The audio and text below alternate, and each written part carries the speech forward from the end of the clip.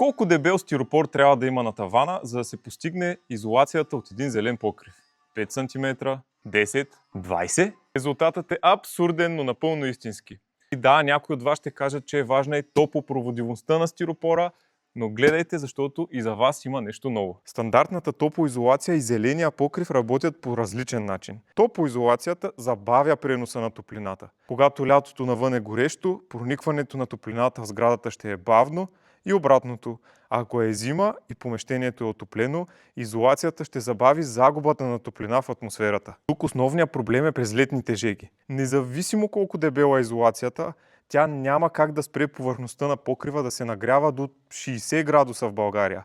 И така покрива започва да просмуква тази топлина към дома ви с часове и дори през нощта, въпреки че навън вече е хладно. Дебелата изолация е като да носите зимно яке под яркото слънце на лятото. Топлината влиза бавно, но пак ви става горещо. Зеления покрив е като да застанете под сянката на дебело дърво.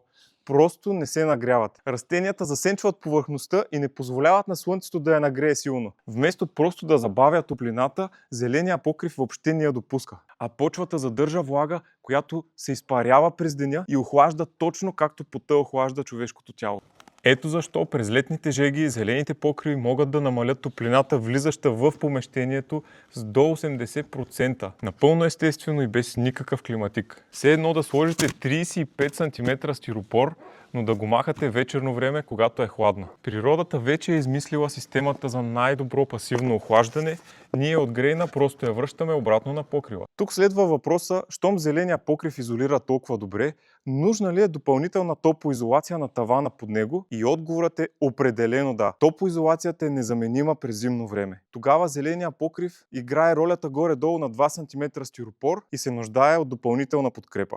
Ако имате проблеми с летните жеги в помещението ви, зеления покрив е много добро решение. Свържете се с нас или погледнете сайта Greyna.bg.